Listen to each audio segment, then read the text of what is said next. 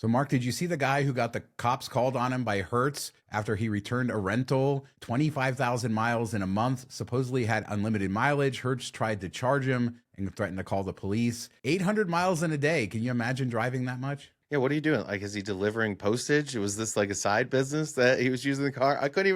I couldn't imagine doing it every day. Like, that's so many miles in a month. I don't even know if long haul truckers drive that. I don't know. But at least Hertz is stepping up their game. They're arresting him before he leaves the store instead of like later on after the car's returned.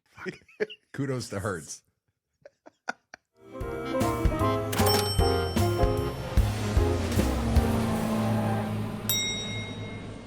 So one of the biggest things happening over the last decade has been Hyatt's expansion, and specifically their expansion with all-inclusives. You know, it started with Ziva and Zalara. They didn't even have all-inclusives before that. Then they bought Dreams and all these other brands, and I mean, they have so many all-inclusives, Mark, and I don't do a lot of them anymore because they haven't been a particularly great value in a while, and I feel like you have to drink a lot and all of that. But for those that love it, and there are a lot of people in this hobby that do, they are adding 24 new all-inclusive resort options as part of their deal with Grupo Pinheiro, and yeah, some interesting ones in there. Is Hyatt like the number one all inclusive now, at least for points companies? I mean, Marriott's probably up there, but I feel like they're making a big push. Maybe this is the market that they think that they can take over because they keep the expansion here. We've seen them expand into Europe too, which the all inclusives there aren't quite the same as we're used to in Mexico and the Caribbean. But Spain there's a couple locations in Spain on this list.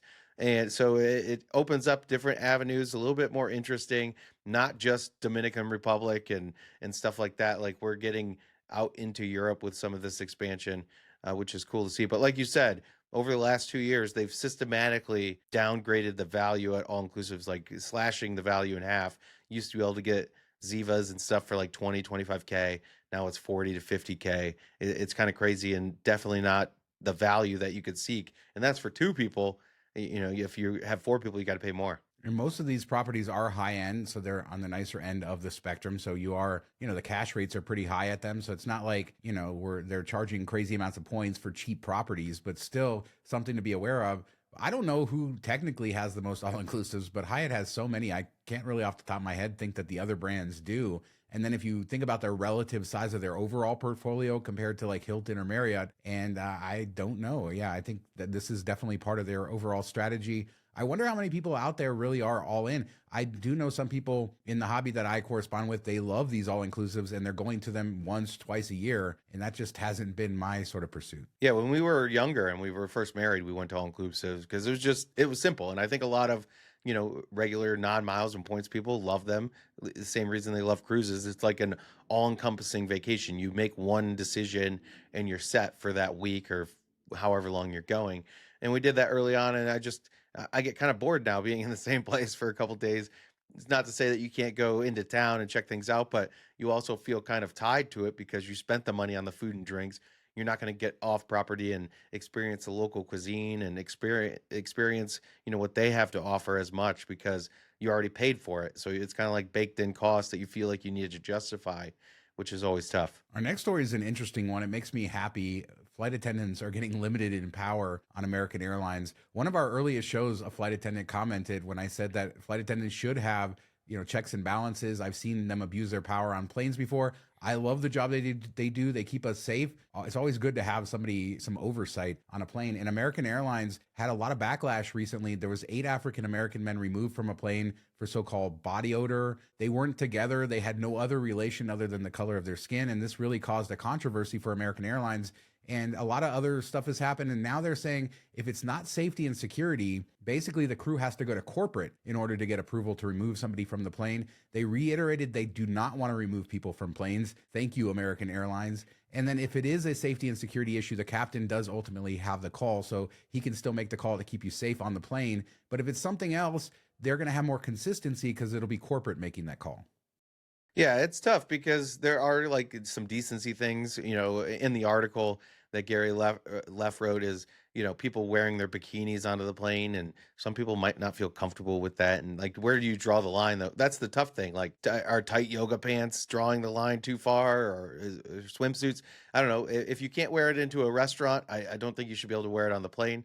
That's the way I would look at it. So if you could wear it into a regular restaurant or store, then you're probably fine. A lot of stores say no swimsuits, so maybe that's the line. It's good to see that they have checks and balances. Everybody has a bad day, and sometimes you just take things the wrong way or you escalate things too quickly because you're starting off at 7 out of 10 instead of starting at 0. So I like that they have the checks and balances. They need multiple people involved in the decision making now versus one person just going rogue. So I think that's a good move. And we saw, I forget which airline it was, if it was United or American, the Jewish people that got kicked off the plane, and they just won a big lawsuit, I believe, a couple $1 million. So we've seen this over the last, especially since COVID, a lot of these type of issues, and it seems like it usually goes against the airline. And this is better for flight attendants, I think, too, because it's going to mean that they'll have a more stringent set of rules that they can follow. There's less gray area for them coming back. And then it's offloading the decision for this sort of stuff to corporate, to somebody else, so they don't get in trouble. There have been cases, and Gary points out, where somebody's been removed for the way they're dressed, but there's people dressed with even less clothes on the same flight that they don't talk to. There's a lot of inconsistencies here. I'm sure most of it isn't, willful, but I think this is good. And like I said, flight attendants there for your safety. They do an amazing job.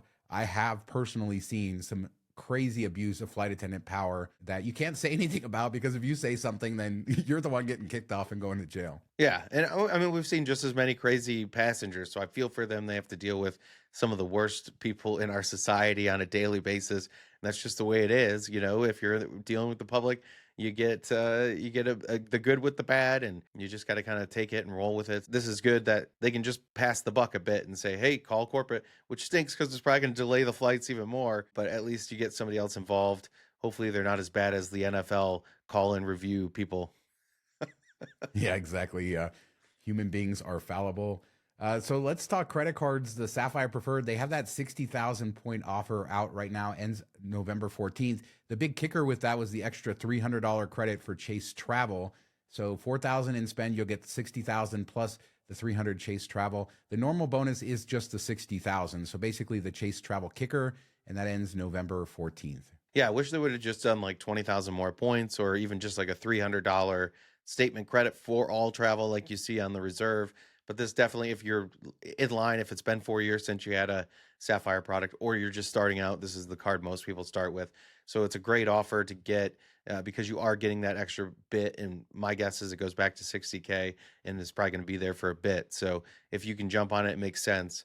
Grab it while you can for the extra $300. Over the last couple months, Alaska Airlines been in the news a lot as they got their Hawaiian merger, and a lot of plays happening. We talked about different transfer plays, stuff like that. But something interesting happened this week. They are sending out targeted 80 to 100K credit card offers to certain members. And 100K, Mark, we ever seen 100K before? I don't think so. I feel like 75K used to be the high, maybe 80K in the past, but definitely have never seen 100K. Alaska, I mean, we've talked about 250, 300K Amex business platinum offers and stuff. So we've seen definitely offers increase, but Bank of America has never really played in that sandpit. That's always been like an Amex type of thing. So it's interesting to see. Plus, they just did the merger. They're taking on all these Hawaiian miles. A lot of people grabbed Hawaiian cards before they went away. People are transferring Amex membership rewards to Hawaiian at levels probably never seen before. So they have all this like debt on their books now that they owe for these miles. They haven't been used, and now you're going to give out another 100,000. It's just crazy. Yeah, but super valuable and definitely worth doing. And the way they've done it, which is not something I think Bank of America has done a ton in the past, as well as they've split it. So you would get 50,000 miles after 3,000 in spend, and then another 50,000 after a total of 8,000 in spend. And again, there's different versions of this, but that's the 100K offer. So also splitting your spend up, but 100,000 Alaska miles after 8K spend, I think that's a decent deal if you're targeted for it. Yeah, if you know what to use Alaska miles on, I think it's one of the more valuable offers out there for sure. It's more of a niche market, but American Airlines flights are really great booking those, especially domestically. So that's an option. And I think it comes with the companion fare too, hit or miss if you can use it, but that's another thing that might add a couple $100 in value. Yeah, I haven't always been able to use those, but I've used them quite a few times for trips to Hawaii. Super valuable with those companion fares. And it's not something that you can kind of peg a specific value to, but always nice when you can use them, and something that a lot of people overlook. One other thing people overlook is downgrading credit cards, or, we sign up for a card and then we just think we either have to keep it or we have to get rid of it. But there's another sort of gray area, and especially with Chase, it can be super valuable long term. You wrote an article about why people shouldn't close their Chase Ultimate Rewards cards and kind of the strategy behind keeping them and exactly how you can do that to make sure you're getting the best earning and also getting access to your points in the premium level as well. So there's a little bit that goes into it. Yeah, actually, Brian wrote it, not me, but kudos to him. But yeah, this is just options. Like, it gives you options. If you can downgrade it to a no fee card, it adds the length of you're keeping that open, so your credit history, it gets improvement there. You can ask for the original Freedom or the OG Freedom, which you can't get for sign up, so it doesn't hurt you of getting a sign up bonus. You can still apply for the other Freedom cards. Just gives you more opportunity, and that's something you should consider with other banks too, like American Express. You can downgrade within the same family. You just want to be tricky. That's a little tricky, that if you downgrade to a card you never had, you won't be eligible for a welcome offer. So only downgrade into something you've already signed up for. But that's an option. And then, of course, your friends at Citi are the best at this, right? Yeah, pretty much any card can be downgraded into a thank you card. So they don't even restrict you to most families and things like that. And yeah, it's just a reason to show you that these ecosystems exist with different cards that earn different things. And once you're already in there with a card, instead of just getting rid of it and then you would have to apply for a whole new card, you can say, okay, I'm going to get the welcome offer on the Sapphire Preferred because I haven't got that. But now I want my rotating categories with Freedom, no annual fee. And then you can continue to use that slot to earn you points. And then with Chase specifically, as long as you have a premium card, such as a Sapphire Preferred or Reserve, or one of the Ink Preferred, one of the premium business cards, now that's all you need. You can have all these other no annual fee cards, pool everything together, and your points are as valuable as they ever have been. And so it takes just a little bit to kind of look at the ecosystem and figure out what works for you, but just opening and closing, not always the best thing to do. Yeah, and it allows you to get multiples of certain cards. Like if you have a lot of office store spend, you want more ink cash, you can downgrade into that. Same with Freedoms. You could have all the different varieties of Freedoms. You could have multiples of the Freedoms. It even allows you to get both the Sapphire products, which you can't sign up and do, but you can downgrade or upgrade into it. So you have both. I don't know. Most people, that doesn't make any sense, but it is possible. So it opens up new alleyways, which is cool to see. So I was thinking back when I saw this story, and Marriott has been one of the better companies. They're doing a soft landing again this year, but I think they've been doing this far back as I can remember, at least 10 years plus ago. Basically, if you don't requalify for your status, next year they will give you the status right below that. So if you are ambassador, you'll get downgraded to titanium, titanium down to platinum, platinum down to gold. You don't really have to do anything, which is cool. And I wonder why, A, they continue to do this in a world where, things aren't as friendly as they used to be, and B, why nobody else does it. I can answer that, because it sucks, because their status sucks. And they're giving you, if you had a Hot Pocket and Marriott status, at the end of the day, you have a Hot Pocket. So that's why I say that in jest, because the top tier status does offer some value, but it's not cut and dry like it is with other places like Hilton and Hyatt, where you know exactly what you're going to get every time you go to a hotel and stuff like that. It's kind of like hit or miss, and it just isn't as valuable as others. Some people still chase it. I will never, but it is cool that they do it. I wish more would, but part of the reason is because, it would be like if IHG did this, nobody would care. Yeah, I think, that's probably a lot to do with it. Titanium status is probably the only really great status that they have. And even platinum status is a big step down. That's the status I have. So I can imagine, going from titanium to platinum, these are really good customers. So you want to give them a little bit of something, but also you're not giving them anything great. And then everybody else, platinum down to gold, all those other statuses really don't give you much of anything. So, you can get a lot of them through easy credit card signups. There's just not a lot of value there, I guess. So I think that's probably why it makes sense. And so they're basically taking their best customers, giving them a reason to continue to use Marriott. Even if you don't have a crazy number of nights, they'll still give them platinum and, some lounge access, some stuff like that. I think that's really what this is about. Yeah, it's a thing that they can, a feather in their cap, that they can say, hey, look, we're gracious to you. We're good to you. Everybody says we Bonvoy you, but here we are giving you status you didn't earn. Enjoy it, and it doesn't really cost me anything. So it's smart on their end, and it probably fools some people into thinking that they value their loyalty when it's just a gimmick. And you're not going to get much at the end of the day, because unless you have titanium, you're not getting any of the perks that are useful, really. Also gracious would be Choice Hotels and what they've done. some would say. I Finally. don't know. Yes. So one big quirk is that I forget what it was. Was it I like think it was like 2 months 60 out? days. Yeah, 60 like days. 60 Yeah. days. So you could only book them like 60 days out. And now they have changed that to 50 weeks, which is just hugely crazy. I know people like Benji, who writes for my site, who's not happy about this because he found a lot more availability because it was a lot harder to book these rooms. So, there's good and bad with all of it, but you can now book them 50 weeks in advance. Also, you're going to be able to book premium rooms. Now, some hotels, they actually had premium rooms going for the same price as standard rooms. So I imagine that's going to be gone under these changes. But yeah, basically choice hotels becoming more bookable for everybody, great transfer partner of thank you, and definitely some value to be had within this program, and some nicer hotels than people think. Everybody thinks that they're just motels, but they do have some nicer properties. Yeah, especially overseas, they have a lot of good options, and sometimes the best option in cities like Venice and stuff like that you don't expect. And I've never really focused on it too much because it was that 60 days. I like to have my stuff secured. I guess you could always book another hotel and then hope that it opens up there 60 days out. But that's another thing to remember and pay attention to. It was just always kind of annoying. I didn't give it as much value as I should have, or as I will going forward. I think the program's great. We talked about, in the last couple episodes, City Thank You transfers the choice at 2-1. So you're getting 2 points. Wells Fargo also has it. So you can get them at pretty cheap. Their rooms, if it's 30K points, it's only going to cost you 15,000 thank you points, which is really great. And you can get a lot of pretty decent properties for that. And now you can book it far out. So Benji just needs to suck it up and plan a little bit further ahead. One other thing, they said they're going to reintroduce the popular Radisson Hotels redemption tool that allows members to book reward nights starting at 6,000 points.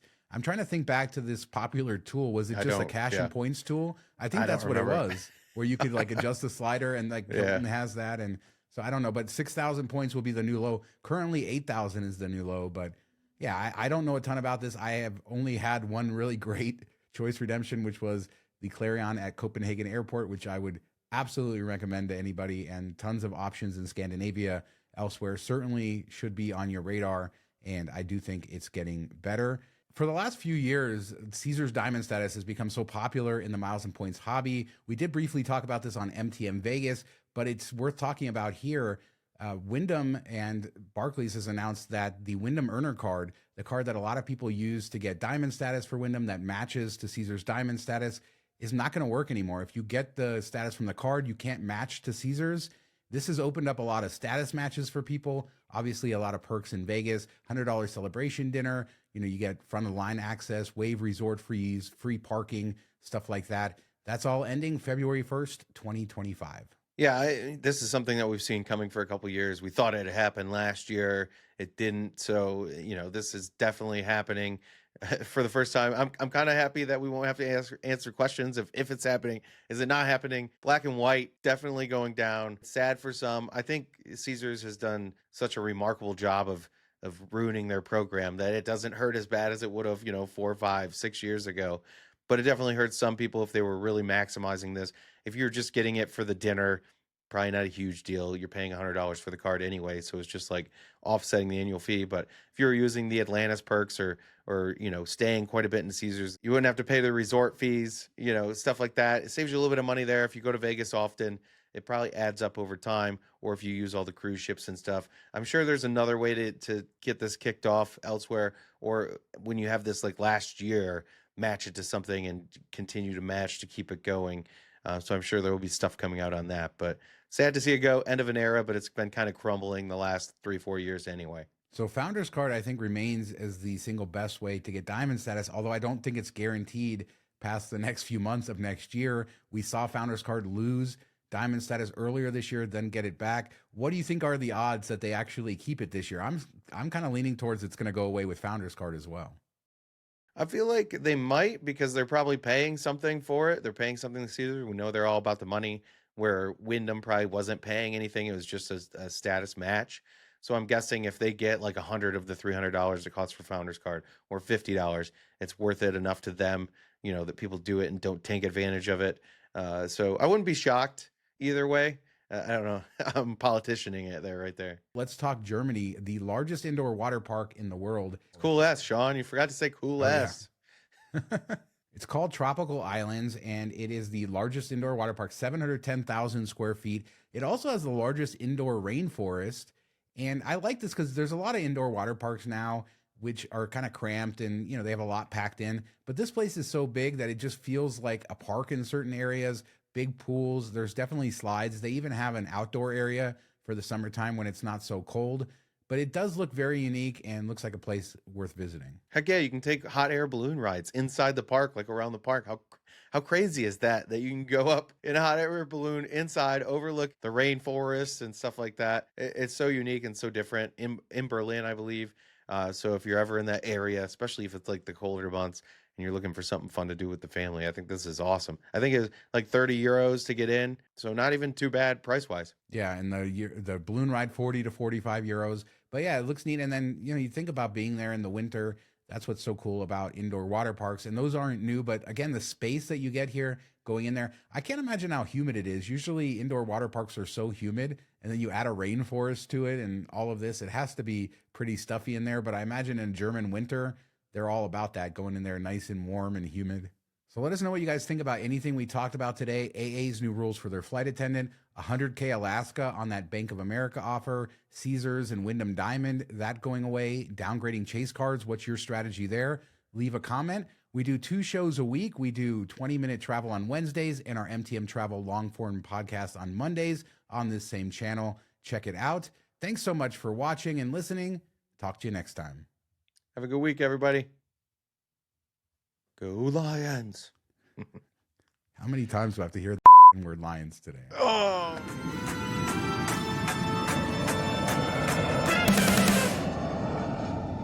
Thank you and enjoy your flight.